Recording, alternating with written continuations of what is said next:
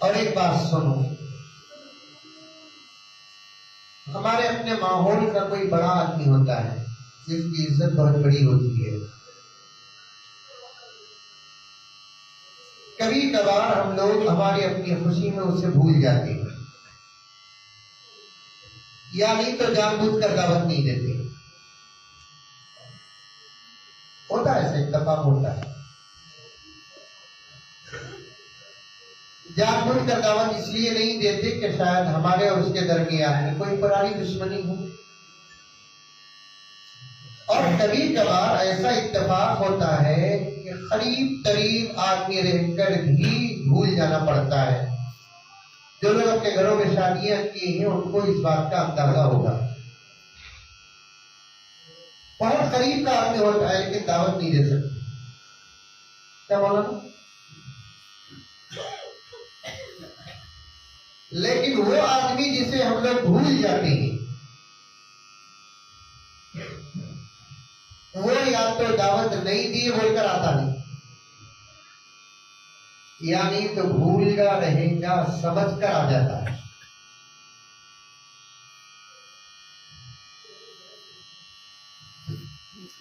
जो हमारा करीब करीब आदमी है उसे हम भूल जाते हैं, फिर भी वो आ जाता है तो यकीनन उसके आने से जो खुशी होती, पूरे खुशी के माहौल में वो खुशी नहीं होती। तू आगा ना बाप, लिख को रखा था तेरा नाम, जर्रे दो तीन कामा इधर उधर के आ गए थे इसलिए मिस हो गया। दोस्ती का तो हक अदा किया, आगा तू लपटते, मुसाफा करते, मुआनका करते। आजकल तो मुसाफे भी मुसीबत से कम नहीं है, मुआनके भी मुसीबत से कम नहीं है। जाको जाना था, मुसाफा करे तो तकलीफ ना हो, मुआनका करे तो तकलीफ ना हो। मस्जिद की फजीलत पर बात करना, लेकिन मुकद्दमा पेश कर रहा हूं। उलमा बैठे हैं, नौजवानों से गुजारिश है दीन का हर अमल सीखो। मुसाफा कैसे करना ये और बात है, मैं वो मसला उठाना नहीं चाहता। एक हाथ से मुसाफा करना है कि दो हाथ से मुसाफा करना है, लेकिन इतनी बात तो पक्की है कि एक हाथ से मुसाफा करो कि दो हाथ से मुसाफा करो, लेकिन आपके मुसाफे से सामने वाले को तकलीफ ना हो। ये पॉइंट ऐसा दबाता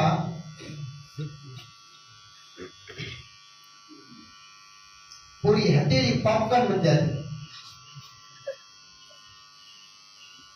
मुआनका सीने से सीने का लगना, गर्दन का गर्दन से लगना। उलमा का इख्तिलाफ है अपनी जगह पर, लेकिन ऐसा दबाते सामने वाला इंसान की खबर की मालूम नहीं है। क्योंकि हदीस में आता है कि जब मय्यत को खबर में दफनाते हैं तो मय्यत को खबर एक मर्तबा खुशी से ऐसे मुलाकात करती है सवाल और जवाब के बाद कि दोनों पसलियां आपस में जमा हो जाती है। ये सिर्फ इजाजत खबर को है, सब केजीएफ को नहीं। हजरत में हदीस बोल डालेगा, हजरत दोस्त को मिल जाता हुआ फसलियां आपस में मिल जाती। इजाजत सिर्फ खबर की है, और खबर की जिंदगी अलग जिंदगी है जो हमारे एहसास से बाहर है। मुसाफा हो के मुआनका तकलीफ ना हो, वरना मुसाफा करके सवाब के बजाय अजाब होगा, मुआनका करके सवाब के बजाय अजाब होगा। जिसे हम दावत नहीं दिए जब वो आ जाता है तो खुशी से हम लोग बहुत उसे मुआनका मुसाफा करते हैं और उसकी दोस्ती का शुक्रिया अदा करते हैं कि भाई तुझे हमें नहीं बुलाए फिर भी तू आ गया, भूल गए। और आपके दस्ते में हमें बारिश को तो दावत नहीं दी है ना, दिए क्या आप लोग दावत? अरे बोलो भाई, आगे ही नहीं जाए। ये नहीं सोचना कि बारिश आकर जलसा नाकाम हुआ, बल्कि बारिश आकर हमारा जलसा कबूल हुआ। बोलो सुभान अल्लाह। सुभान अल्लाह। अल्लाह की रहमत आई। सोच अच्छी हो तो नतीजे अच्छे। एक सोच हमारी ये है कि हमारे जलसे में अल्लाह के फजल और करम से अल्लाह की रहमत भी आई है, और दूसरी सोच अगर बारिश ना होती तो बाहर बैठते हम, बारिश हुई तो अल्लाह के घर में बैठे।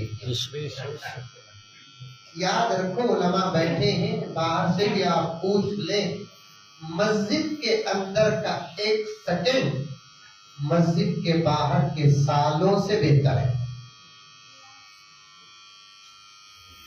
मस्जिद के अंदर का एक सेकंड, एक मिनट नहीं, एक दिन नहीं, एक महीना, एक हफ्ता, एक साल नहीं, मस्जिद के अंदर का एक सेकंड मस्जिद के बाहर के सालों से ज्यादा अफजल है। इसीलिए हजरत अली, मालूम अली? अरे हजरत अली मालूम जी? कोलार भी नहीं और बात दो जमाना मुट्ठी हजार। हुजूर के सहाबा में से एक सहाबी, चौथे खलीफा, हुजूर के चचेरे भाई और हुजूर सल्लल्लाहु अलैहि वसल्लम के दामाद। दामाद का तो समझते कैदियत में कौन? वो जमाने के जवाया अलग, ये जमाने के जवाया अलग। वो जमाने के जवाया बेटे उनके बराबर थे, ये जमाने के जवाया फिरौन के पोतरे। जवाई बोलने भी डर होता नहीं बोली सर।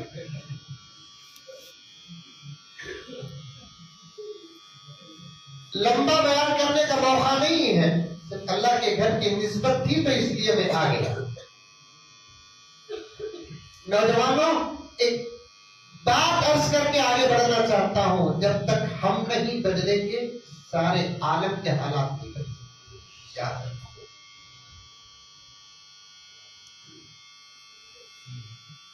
हमारा बदलना फर्दन फर्दन, तन्हा तन्हा, एक एक आदमी का अपने अंदर से बदलना 100% जरूरी है।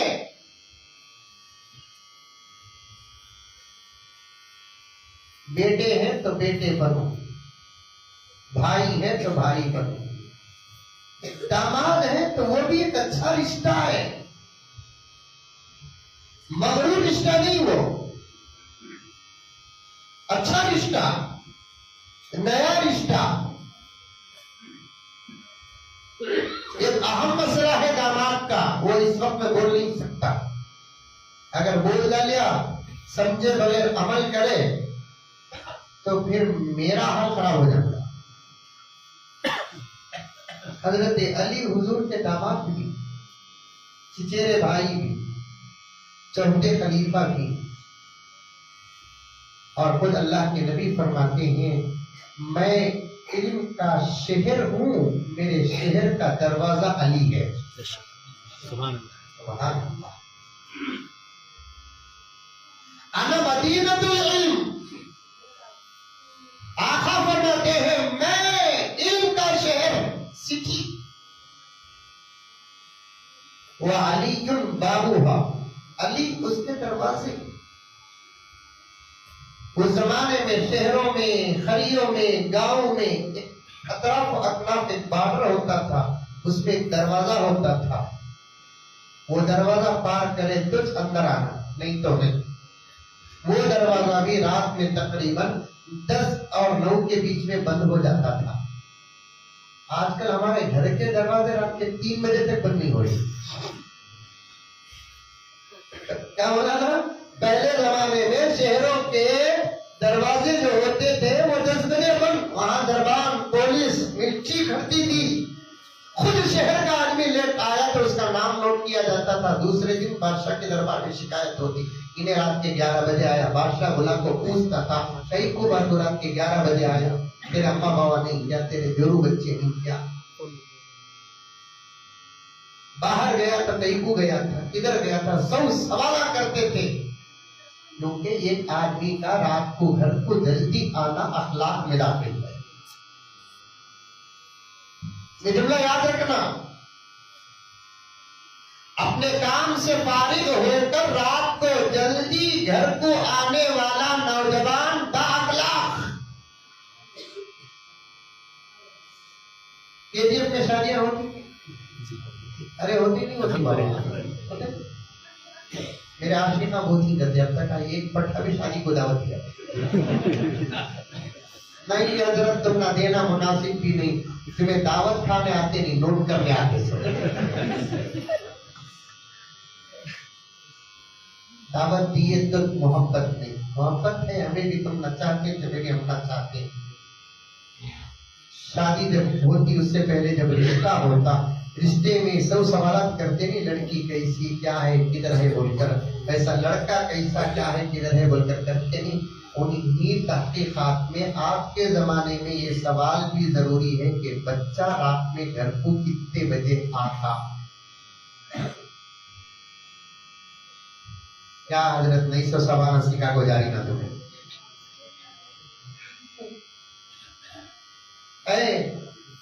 उलमा की बातें सुनो, ये घर उजाड़ने की बातें नहीं, घर संवारने की बातें।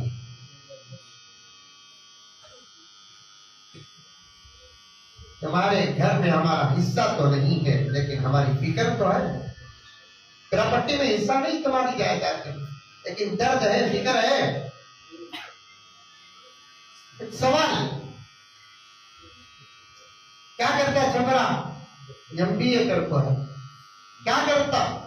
जॉब करता, कहाँ रहता? खुला जगह पर रहता, कौन उसके दोस्त था? खुला आसमान उसके दोस्त था। रात को कब आता घर को? 9 बजे आता, 9:30 को आ जाता। बहुत बाअखलाक, नहीं तो नहीं। आएगी हदीस इंशाअल्लाह ताला, अगर वक्त हो तो मैं वो हदीसें आपके सामने पढ़ूंगा। रात को जल्दी घर को आना, इससे बड़ा फायदा है। एक नौजवान के बाअखलाक होने की दलील उसकी टोपी और उसके दुपट्टे नहीं, बहुत बड़ी बात कर रहा हूं। एक नौजवान के बिल्कुल मुत्तकी और परहेजगार होने की दलील उसके लंबे झुंडे और टकने से ऊपर के इजारे नहीं।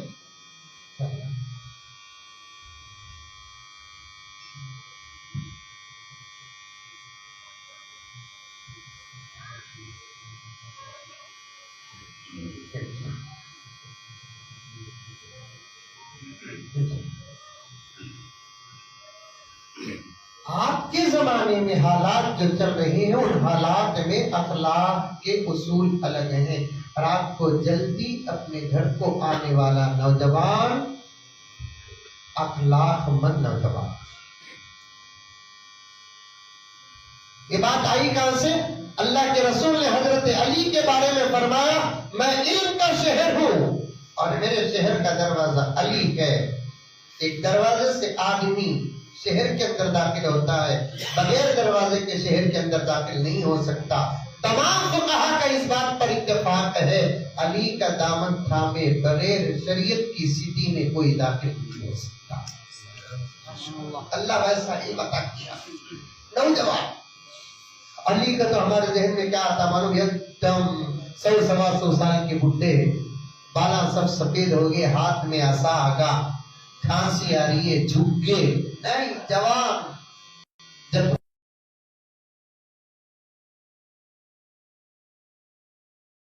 उस उम्र में अल्लाह के नबी ने फरमाया, अली का इल्म मेरे इल्म का दरवाजा है।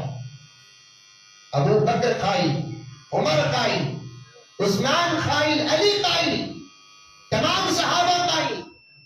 खुद हजरत अली को अल्लाह का शुक्र बार बार अदा करने का मौका मिलता था कि अल्लाह ने मुझे ऐसा इल्म अता किया। नौजवानों तुम्हें भी पढ़ो, मस्जिदा बना रही,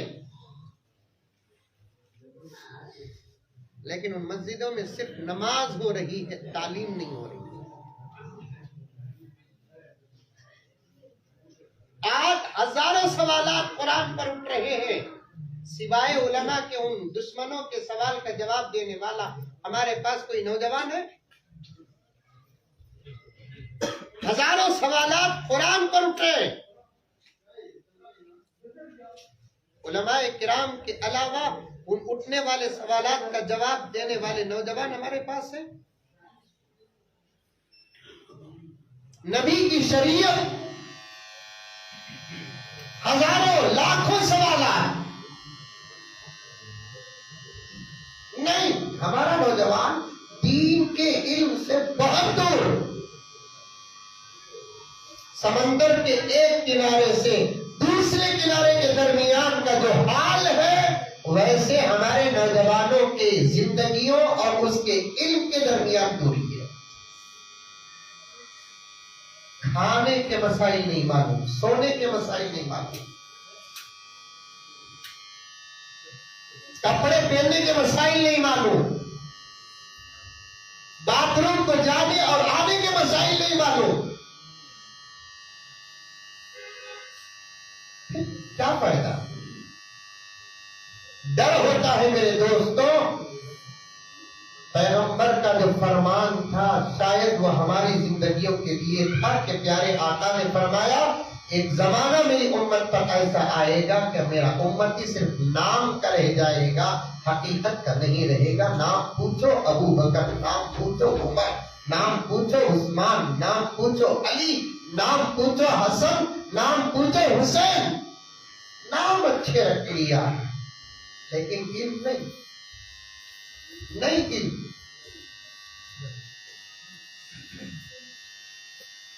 आधा घंटा अगर आप लोग, हमारे नौजवान बूढ़े भी हज़रत अबू बकर फरमाते हैं, हमने कुरान बुढ़ापे में सीखा। नौजवानों को डांटते हैं तो बूढ़े खुश हो जाते हैं, बराबर देरी देखो हजरत की बेटी। वही बूढ़े मियां को पूछो कि हजरत, बच्चे के लिए सामने का स्टेशन बाकी है जवानी, और उससे आगे का स्टेशन भी बाकी है बुढ़ापा। जवान के लिए सामने का स्टेशन बाकी है अल्लाह उम्र में बरकत के बुढ़ापा। अरे बूढ़ो, तुम्हारे लिए सामने का कोई स्टेशन नहीं, कभी भी घंटी बज सकती है। उम्र क्या पाई? 70 साल, 80 साल, 60 साल, 90 साल। और ये उलमा इजाजत दे तो मैं अर्ज करूं कि अगर साल में एक पारा पढ़ते, कम से कम 2 या 3 मरतबा कुरान खत्म हो जाएगा।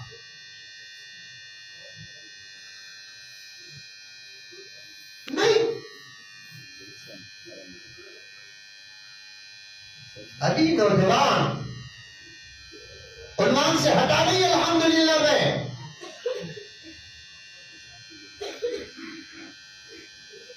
मस्जिद के अंदर 1 सेकंड बैठना मस्जिद के बाहर परसों बैठने से ज्यादा अफजल। इस पर बात करते करते हजरत अली का नाम आया और हजरत अली फरमाते हैं, एक मर्तबा हजरत अली, शागिर्दान बहुत थे हजरत अली के, बहुत शागिर्दान। हजरत अली फरमाते हैं, मुझे जन्नत को जाने से भी ज्यादा मजा मस्जिद को जाने में आता है। जन्नत मालूम? अरे मालूम करे बाबा, केजीएफ में है? नहीं है? अच्छा देखे क्या कभी जन्नत? नहीं देखे। माशाअल्लाह, बड़े मुत्तकी आप लोग। नहीं देखेगा तो तकवा कौन सा हजरत? मुझे घूघू फोन करे तो बोला ना, उनको बोला नहीं भाई, नहीं बेटा नहीं, चल बराबर इतना दिखा तो बस हजरत।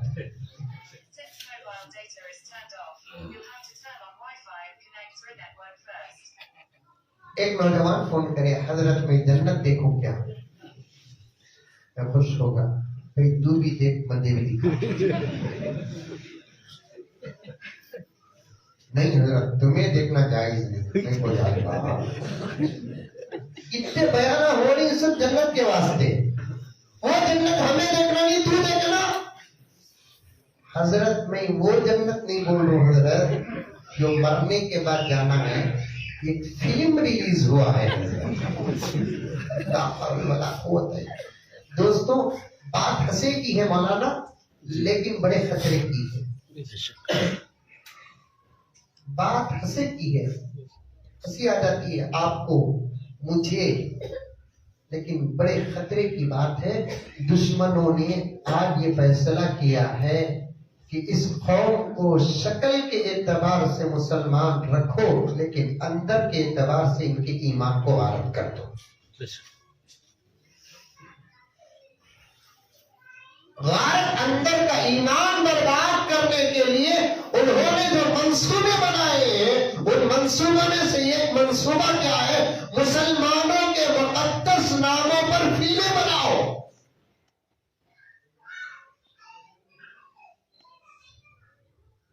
मुसलमानों के जिक्र और दुरूद पर गाने बनाओ।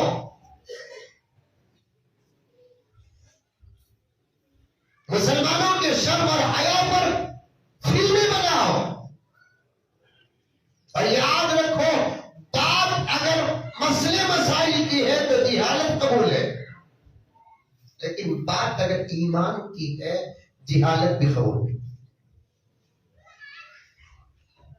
बात रिकॉर्ड हो रही है, आप भी अपने तरीके से रिकॉर्ड करो। दूसरे उलमा से पूछो, मुसलमान ने यह कहा था क्या ये सच है?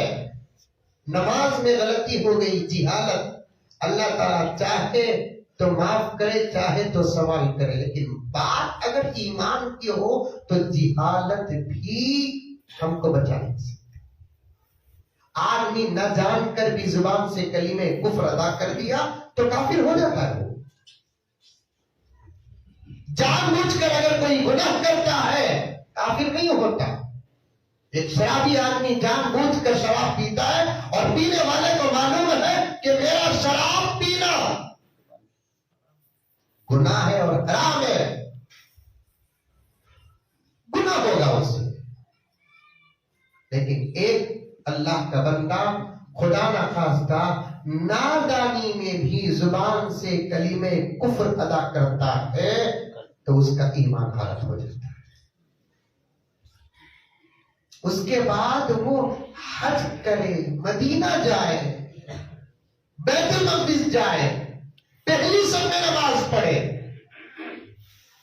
कुरान पढ़े, लेकिन जब तक तजदीद ईमान नहीं होगा फिर उसके आमाल हिसाब में नहीं आएंगे। आप दुश्मनों की साजिश है,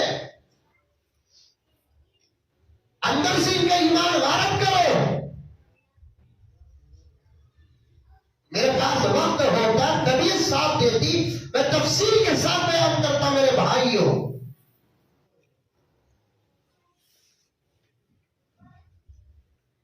आज हमारे कुरानी कुछ आयात और जुज़ियात को गानों में लाया जा रहा है, कुछ शरई मसाइल को फिल्मों में लाया जा रहा है, कुछ नामों को फिल्मों के नाम पर फिल्में बनाई जा रही हैं। वरना इन बेवकूफों को जन्नत क्या मालूम? क्या इनकी किताबों में लफ्ज़ जन्नत है?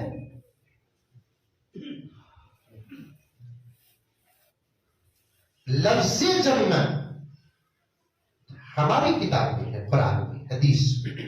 और जन्नत पर ईमान हमारा अकीदा। हो सकता है कि उस तर्जुमे का कोई लफ्ज उनके पास हो, लेकिन लफ्ज़ी जन्नत नहीं है।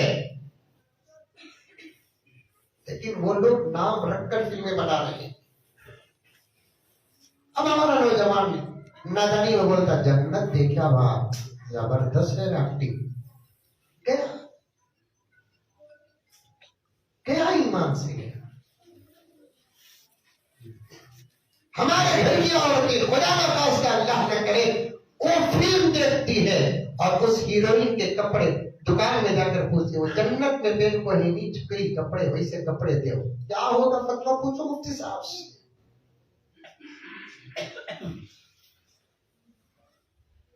इस वक्त की सबसे बड़ी जिम्मेदारी ये है मेरे दोस्तों कि हम अपने ईमान की हिफाजत करें।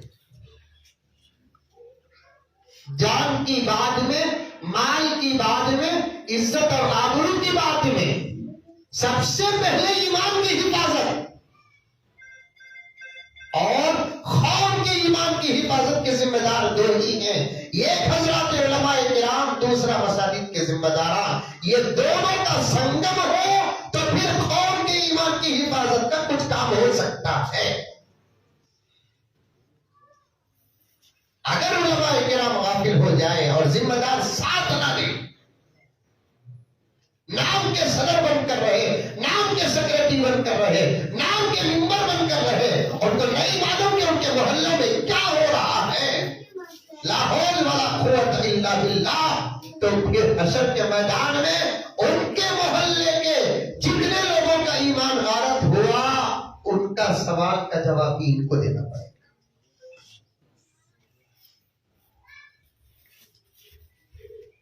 बात लंबी हो रही है। मसाजिद के जिम्मेदार आज बड़ी गफलत में हैं। चाहे केजीएफ हो के चाहे बेंगलोर हो, चाहे हिंदुस्तान हो के दूसरे ममालिक हो, आज उम्मत का जो ये हाल है, इसके जिम्मेदारों में और इसके असबाब में से एक सबब मसाजिद के जिम्मेदारों की लापरवाही और गफलत है।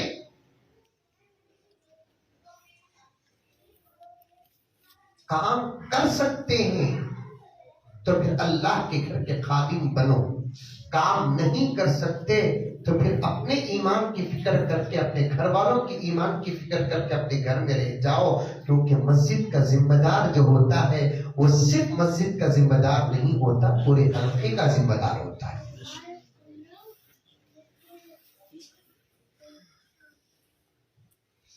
हमारे लड़कियां, हमारे लड़के, इनका जाहिर क्या, इनका बातिन क्या, इस पर गहरी नजर रखना सिर्फ दो जमात का काम है। एक हजरत उलमा का, दूसरा मसाजिद के जिम्मेदार होता है।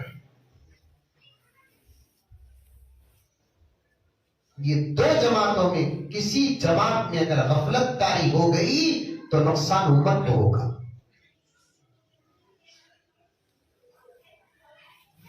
नुकसान उम्मत को होगा। आप दुश्मनों की सबसे बड़ी साजिश उम्मत के ईमान पर हमला।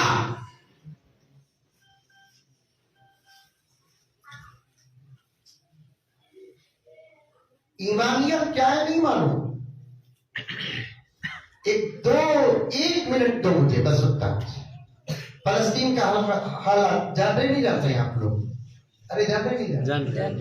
अगर इस वक्त का मुसलमान आखिरी बालिग फलस्तीन के हालात से नावाकिफ है तो फिर इसे अपनी जिहालत का हिसाब भी अल्लाह को देना पड़ेगा।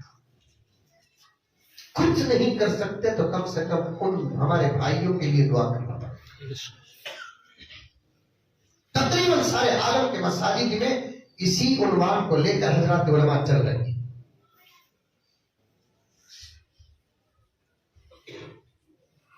लेकिन बास मसाजिद में यहाँ पाबंदी है। यहाँ बोले तो केजीएफ नहीं, मुझे नहीं मालूम केजीएफ का क्या हाल है। यहाँ हमारे मुल्क में भी बास मसाजिद में पाबंदी है ना। को हजरत दूसरे कितने उन्वाना ही ना कहीं को लगा देख लड़ी सब ना कहीं, ये बोल रहे जिम्मेदारान मसाजिद के उलमा को बोल रहे। अब उलमा बोलते नहीं हजी साहब,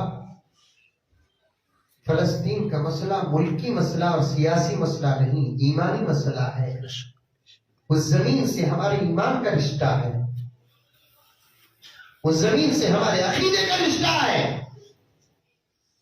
उस जमीन में अल्लाह का एक घर है जहां 1,20,000 अंबिया नमाज जब अल्लाह की अदा करते थे उसी तरफ चेहरा करके पढ़ते थे।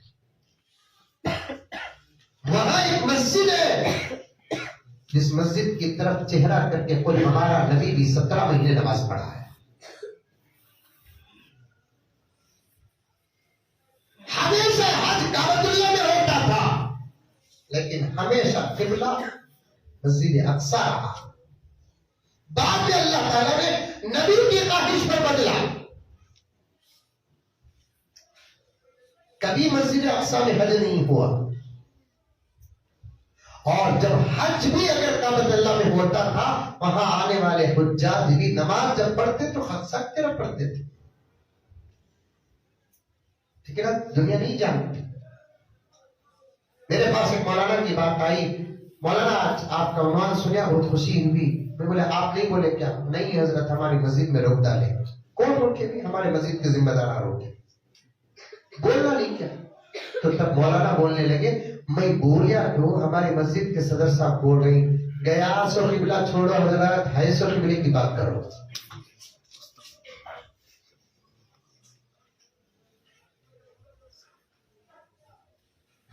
मैं इसीलिए कहता हूं कि दो जमातें अगर आपस में मजबूत हो गई, इंशाअल्लाह ताला हमारे कौम के ईमान पर हमले तो दूर की बात कि किसी की नजर भी नहीं पड़ेगी।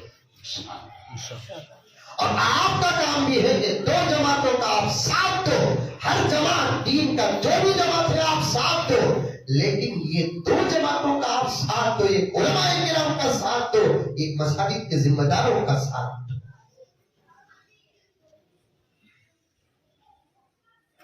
जन्नत पर बात आ गई। हजरत अली ने क्या फरमाया? मुझे जन्नत जाने से भी ज्यादा मजा, माशाअल्लाह याद है बयान, कहां जाने पर? मस्जिद पर। पूरी कौन से जमाने में बोले? सो हजरत अली आज से 1400 साल पहले बोले। 1400 साल पहले मस्जिद कैसे थे? कच्चे पक्के नहीं, सादे सीधे। उस जमाने में भी कच्चे का तो क्या, बारिश आई तो माले में चल जाते थे, धूप आई तो गिर जाते थे। कच्चे पक्के नहीं, उस जमाने में भी मस्जिदें सादी सीधी थी। और मस्जिदें सादी सीधी छोड़ना सुना, बड़ी बनाओ मस्जिद। आका ने फरमाया मस्जिदों को वसी बनाओ, क्योंकि मस्जिदें जब बड़ी बनेगी अल्लाह तबारक व तआला मोहल्ले आबाद करें। और अजीब बात है, ये कोई माने या ना माने, एक बिल्कुल सन्नाटा साइलेंट जगह पर या तो मस्जिद बनाओ या नहीं तो मदरसा बनाओ, 5-10 साल नहीं गुजरते वो पूरा इलाका टॉप एंड सिटी बन जाता है मस्जिद और मदरसे की निस्बत से। हमें अच्छा याद है थोड़ा बहुत, दारुल सबील रशाद कर्नाटक का हमारा मादरे इल्मी, जब बुनियाद अतरा पटना दूर दूर तक घर नहीं थे। आज क्या है अल्लाह, दारुल उलूम देवबंद, जिसकी तारीख आती है कि एक जमाने में देवबंद बनने से पहले लोग वहां लाकर कचरा डालते थे, और उस जमाने में कचरा कहां डालते थे? बिल्कुल दूर जाकर फेंकते थे। आपको कहां खाता कि वहां डाल रहा है। लेकिन मस्जिद और मदरसे ये दो ऐसी चीजें हैं जहां बनाएंगे वहां के इलाके आबाद। इसीलिए पैगंबर ने फरमाया मस्जिदें वसी करो।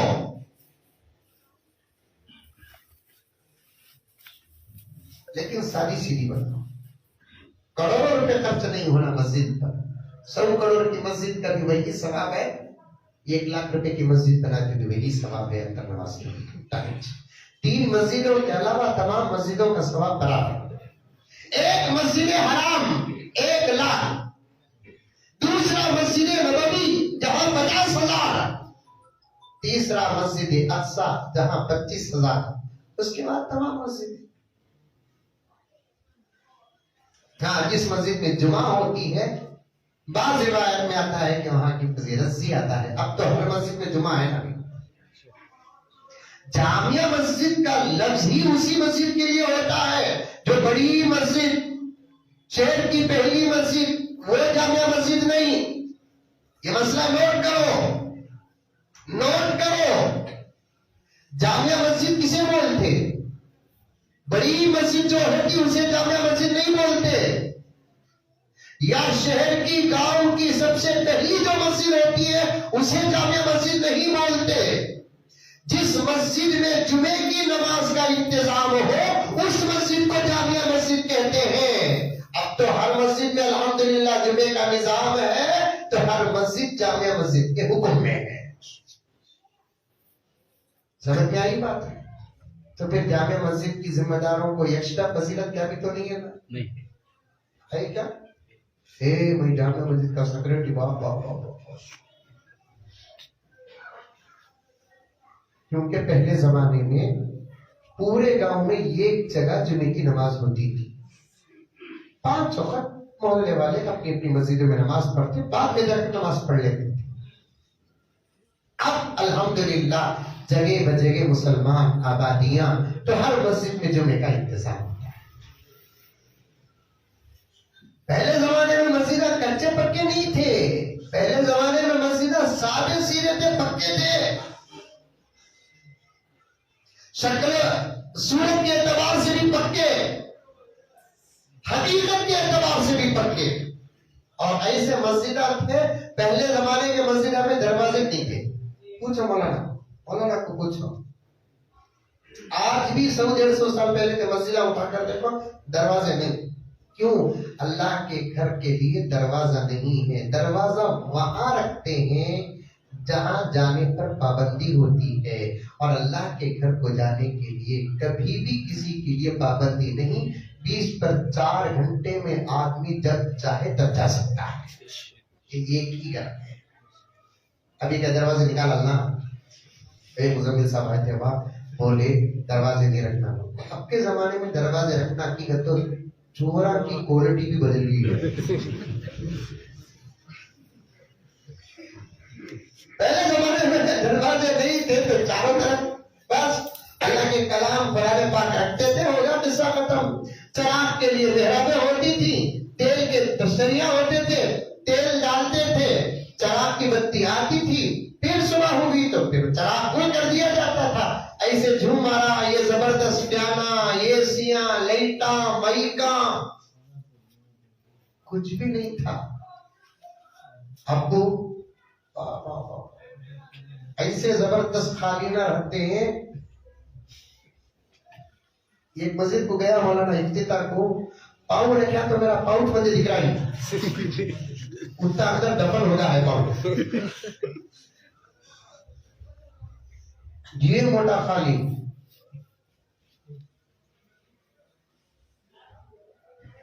अल्लाह ताला दिया, अल्लाह के घर को सवार है। लेकिन मैं सोच रहा हूं कि अगर ऐसे खालीनों में सजदा करोगे तो खुदा नजर कहाँ है?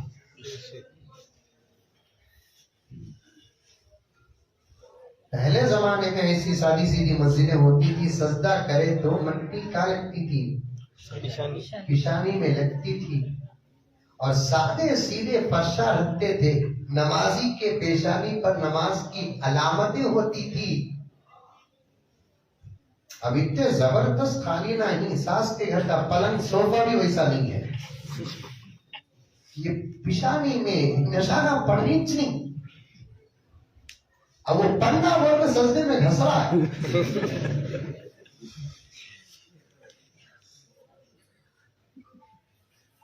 बात सही है कि गलत है?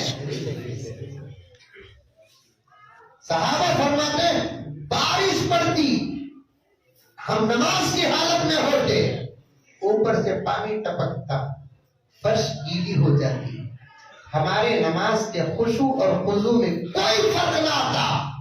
नमाज पूरी पढ़ते, पढ़कर हम जाते, हमारे कपड़ों में कहाँ मिट्टी लगी हमें एहसास तक नहीं, हमारे चेहरे में कहाँ मिट्टी लगी हमें एहसास तक नहीं। घर को जाने के बाद हमारे बीवी बच्चे हमारी पेशानी की मिट्टी को पानी डालकर कभी कपड़े से साफ करते थे। अब कहना पड़ता है उस जमाने में मस्जिदें सादी सीधी थी, इबादतें पक्की थी। हम ना नमाज पढ़ते पढ़ते करंट चलेगा तो मच्छर काटिया बोलो, मच्छर को गालियां जवाब में देने के बजाय सदर साहब को नमाज में गालियां देता है। ये यूपीएस क्या नहीं देखो सदर है। ये महीने ये साल रमजान आन दो शबे कदर में उसका इसका कभी पूछा तो मैं भी अरे चलना नहीं चल रहा है।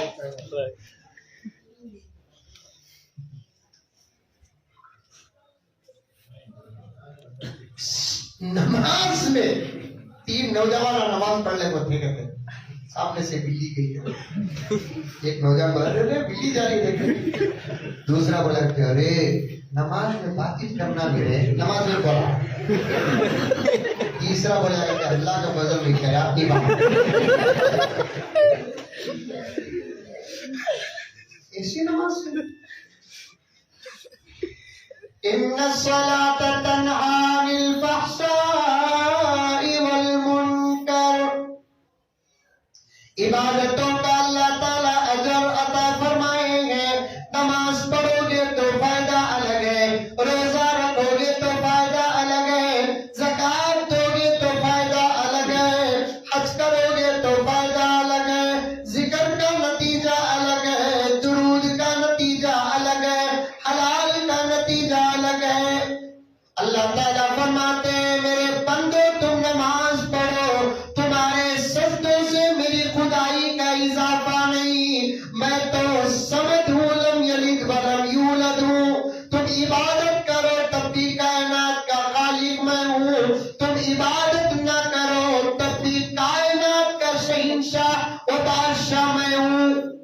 तुम्हारी इबादतें तुम्हारे लिए हैं, तुम नमाज पढ़ोगे तो तुम्हारे अंदर की बुराइयां खत्म, बेहयाइयां खत्म, निगाह में कंट्रोल, ख्याल में कंट्रोल, तसव्वुर में कंट्रोल। कसम अल्लाह की, हमारे जितने औलिया गुजरे हैं उनके पास बयान करने के लिए जितने मुरीदीन आते, वक्तन पे वक्तन उनकी खानकाहों और मजलिसों में बैठकर अपनी बीमारियों का, रूहानी बीमारियों का जिक्र करते। अगर कोई मुरीद कहता कि हजरत बार बार निगाह भटकती है, ख्याल भटकता है, जिना का इरादा होता है, क्या किया जाए? तमाम औलिया, चाहे सुफियान सौरी हो या हजरत बायजीद बुस्तामी हो या पीराने पीर महबूब शेख अब्दुल कादिर जीलानी हो या दीगर हजरत औलिया हो, जब भी कोई मुरीद आकर अपनी बेहयाई के मर्ज का जिक्र करता तो हजरत औलिया व असफिया उसे नमाज का इलाज देते, क्योंकि नमाज ही आदमी के ख्याल को साफ करती है, नमाज आदमी के निगाह को साफ करती है, नमाज आदमी के तसव्वुर को साफ करती है।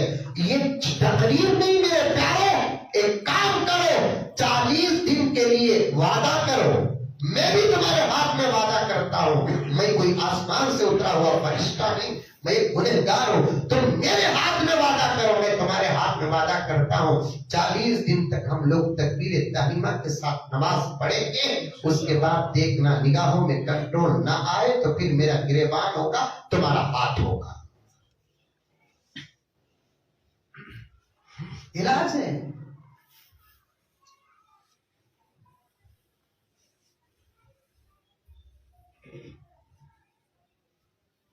लंबी हो गई बात नहीं, खैर जोहर का टेंशन भी नहीं, नमाज पढ़ ले को ना बैठी।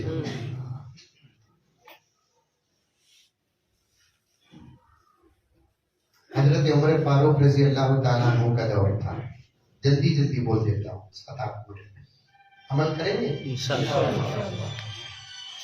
इतना जो मजमा है जी, आप मस्जिद का संगे बुनियाद फुला और फुला इसलिए मजमा है, असर में रहना ये मजमा, मगरिब में रहना, इशा में रहना, फजर में रहना।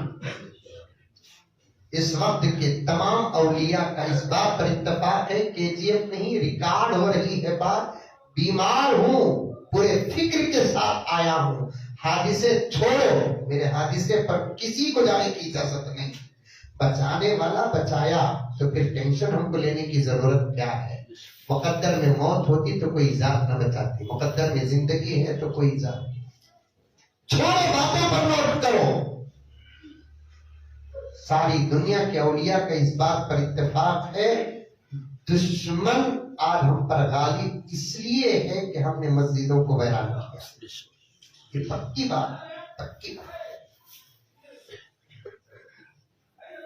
मेरे पास कई सबूत हैं, वरना नौजवानों मैं साफ तुम्हारे से बात करता हूं, बूढ़ों से अब दीवार के सिवा कुछ काम नहीं होगा।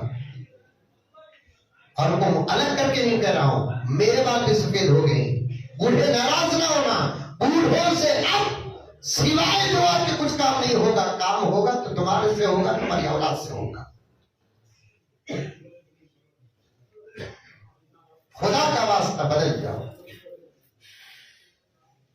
शबे कद्र, शब बारात, जुमा, वो भी आखिरी लम्हात में जैसे मस्जिद आबाद करते हैं वैसे फजर में आबाद करो। दुश्मन लड़कर हारेंगे नहीं। मुझे मेरे जुमले का जवाब अल्लाह को देना है। दुश्मन लड़कर हारेंगे नहीं, हथियार डाल कर कह देंगे कि अब तुम्हारे से जीतने की हमारे पास ताकत नहीं है। अब तक सिर्फ तुम नजर आते थे, अब तुम्हारे साथ हमको अल्लाह के फरिश्ते नजर आ रहे हैं। लेकिन शर्त यह है कि मस्जिद आबाद कर, मस्जिद आबाद कर।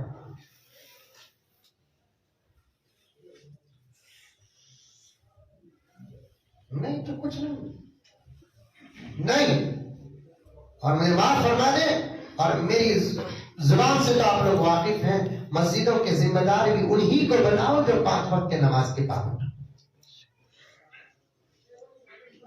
वरना दौलत देकर किसी को जिम्मेदारी मत दो, ताकत देकर किसी को जिम्मेदारी मत दो, उन मस्जिदों से कोई काम नहीं होगा।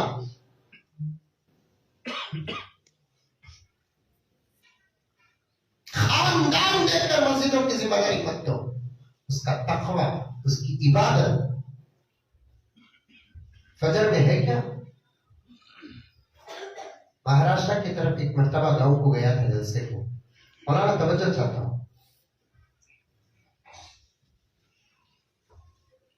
कल प्रोग्राम था तो आज एक जगह प्रोग्राम था, प्रोग्राम के बाद वो गांव को लेकर चले गए, मस्जिद के कमरे में रात में क़ियाम किए, फजर की नमाज को उठा, मस्जिद देखा, फजर की नमाज में ऐसा खड़े नमाज को, फजर में मौलाना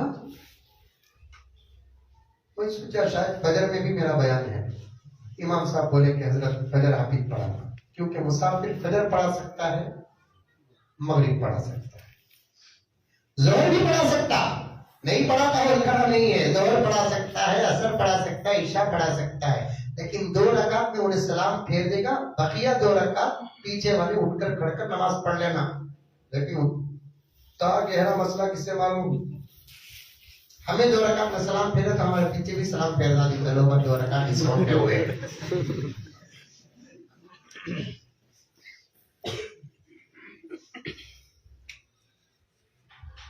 कितने अल्लाह वाले आते हैं जो जोहर में जाते हैं, नमाज पढ़ नहीं सकते हम लोग। अगर नमाज पढ़ा मैं मुसाफिर हूँ, क्यों? मजमे का डर है।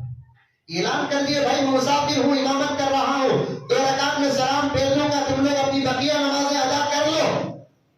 इल्म है हमारे पास, है इल्म हमारे पास।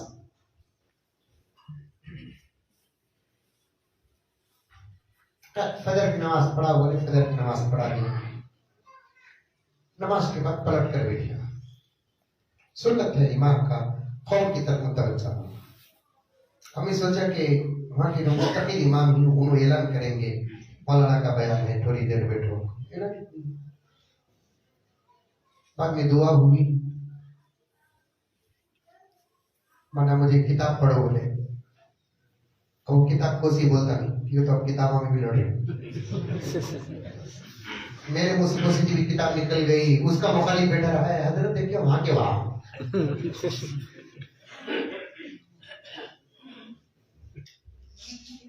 चंद चीजें हमारे पास ऐसी हैं जिसका इल्म दुश्मन को हो चुका है, और दुश्मन अपनी जगह बैठकर हमें बर्बाद करने पर कामयाब हो रहा है। उसमें से एक हमारा आपस का इख्तिलाफ है, आपस का इख्तिलाफ। सब जगह चले गए, मैं भी उठकर चले गया। और फजर की नमाज के बाद तो वजीफे पूरे करता है तो मोदी जी बहुत याद आते। चाय पीती क्या पूछे, मैं बोला ये भी कोई सवाल है? चाय पीती क्या पूछना नहीं, चाय रखता को क्यों बोलना। चाय का सवाल औलिया हमारे बड़े बुजुर्गा वाली साहब वगैरह बोलते थे, चाय के बारे में सवाल करना नाजायज, चाय पीती क्या बोलकर नहीं कहते, चाय रखता को क्यों बोलना।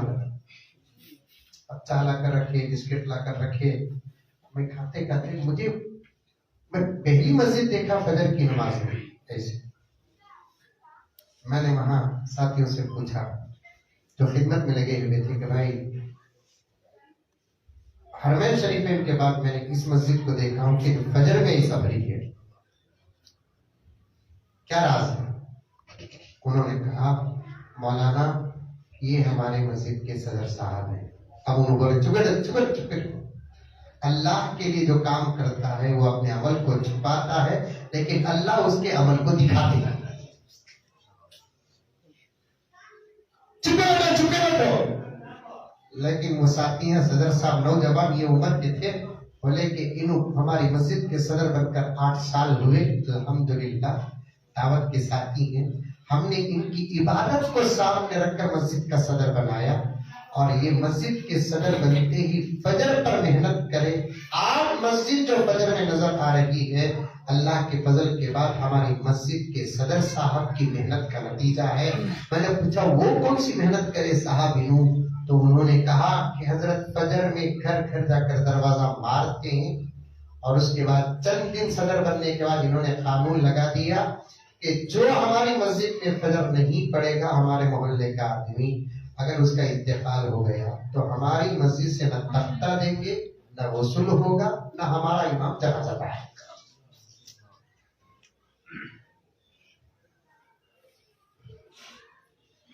तरबियत की इब्तिदा डांट होती है, फिर उसकी तरबियत उसकी जिंदगी बन जाती है।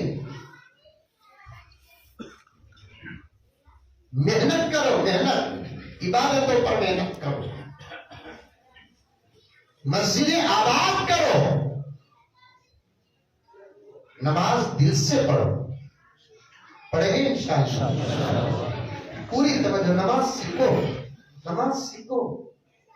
ये मस्जिद तामीर करने से पहले जलसा, मस्जिद तामीर हो जाने के बाद जलसा कई को करते हैं, पैसे वसूल करना।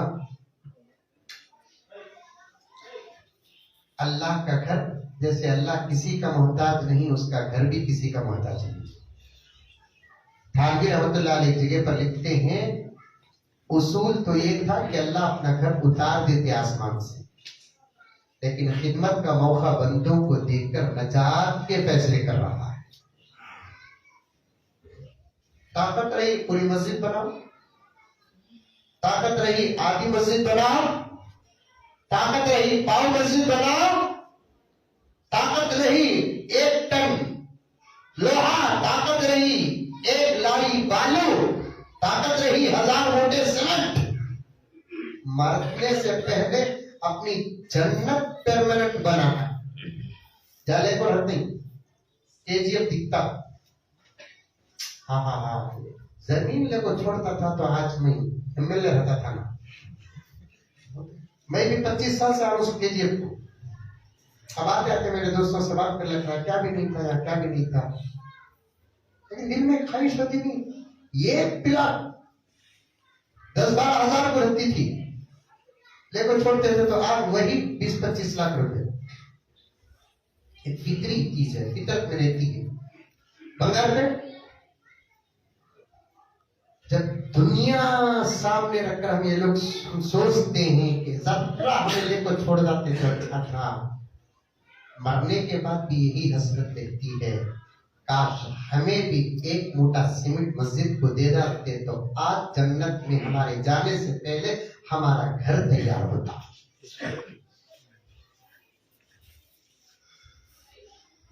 आसान काम। या अय्युहल्लज़ीना आमनु तक़ुल्लाहा हक़्क़ तुक़ातिह वला तमूतुन्ना इल्ला व अंतुम मुस्लिमून। कुरान की आयत है, सुन खुद को ही करती हुई, अरे बोलो रे बाबा, कब तड़ाएंगे? हाँ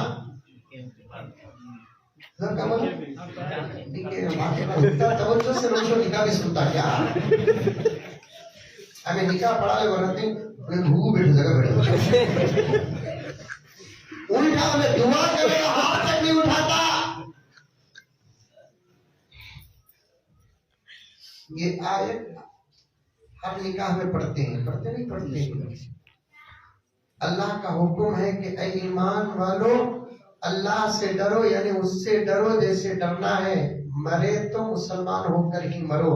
तफसीर में आता है कि कुछ अमाल ऐसे हैं जिसको बंदा जिंदगी में करता है तो अल्लाह ताला उसे ईमान की मौत देते हैं। उसमें से एक अल्लाह के घर की तामीर करना, यानी तो हिस्सा लेना, क्योंकि अल्लाह के नबी ने फरमाया कि अल्लाह का वादा है जो दुनिया में उसका घर बनते हैं, अल्लाह जन्नत में उसका घर बनाते हैं।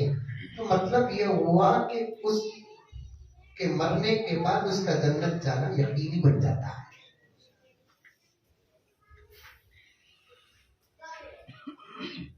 हिस्सा क्यों? कोई बड़ी बात नहीं।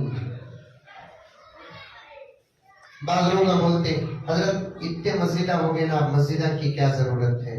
मस्जिदों की अभी भी जरूरत है।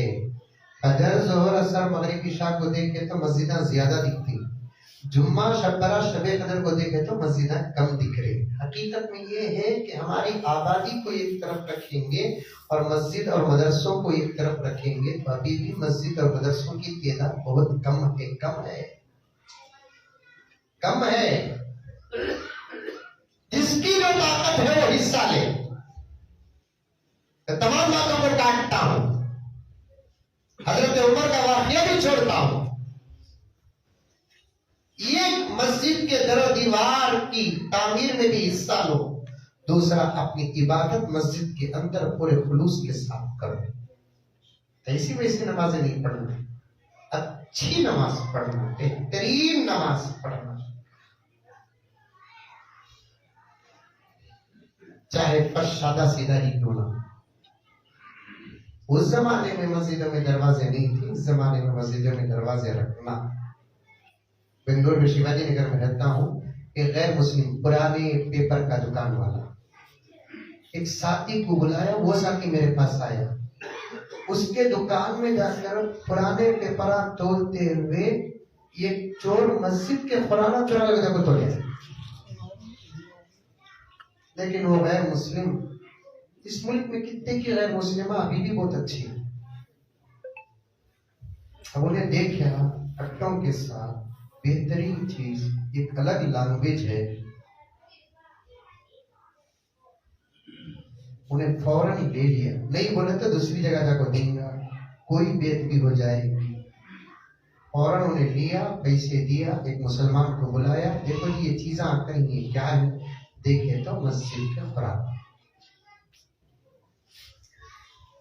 पहले जमाने में मस्जिद सादे सीधे,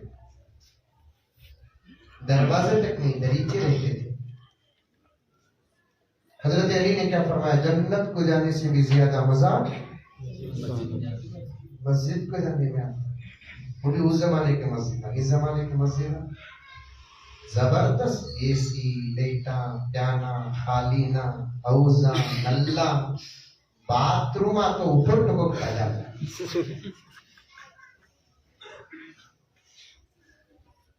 किसी ने पूछा हजरत अली से कि हजरत आप तो बहुत बड़े आलिम हैं, आपकी बात जुमला मतन शरह की जरूरत, जन्नत तो जन्नत है, अल्लाह सबका मकाम अता फरमाए। वहां जाने से यहां जाना, वो भी मस्जिद, ये बात समझ में नहीं आ रही है। इबादतों का मकसूद ही जन्नत है। तो तब हजरत अली ने फरमाया कि मियां, जन्नत को गए तो हम ना मजा मिलता, लेकिन मस्जिद को गए तो अल्लाह खुश होता। तो बंदा कोई अल्लाह के घर को आता है, अल्लाह खुश होते, अल्लाह राजी होते। फरिश्तों में फकर फरमाते मेरा बंदा आया, देखो मेरा बंदा। और इसीलिए उलमा फरमाते हैं मेरे पास वक्त होता तो बोलता मैं, मस्जिदों की जगह हमारे अपने दिमाग से हमें समझते हैं कि हमें तय करे सो, मस्जिद की जगह बंदा तय नहीं करता, मस्जिद की जगह अल्लाह तय।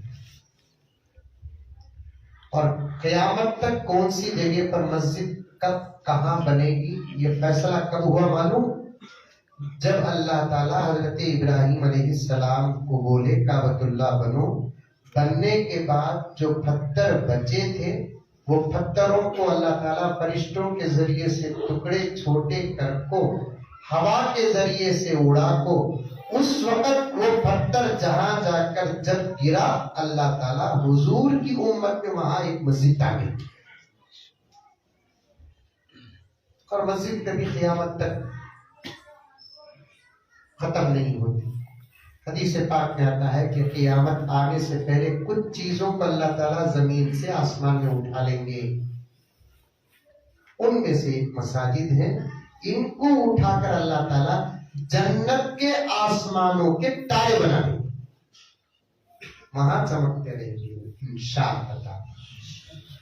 ताकत दिया है अल्लाह ताला तो तन्हा मस्जिद बनो, अगर ताकत दिया है आधी बनो, नहीं दिया है पाउल बनो, नहीं तो एक मोटा सीमेंट, नहीं तो एक टन लोहा, नहीं तो जितनी तुम्हारी ताकत, लेकिन हिस्सा तो जरूर लियो।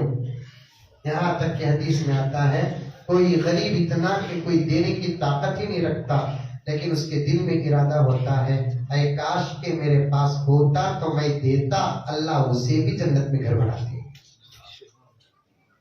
बोलो इंशाअल्लाह ताला देंगे। इंशाअल्लाह लगाओ मौलाना, ऐलान करो क्या मस्जिद की कीमत है, स्क्वायर फीट क्या है, बिस्मिल्लाह बोलकर 5 मिनट तक ऐलान लगाओ।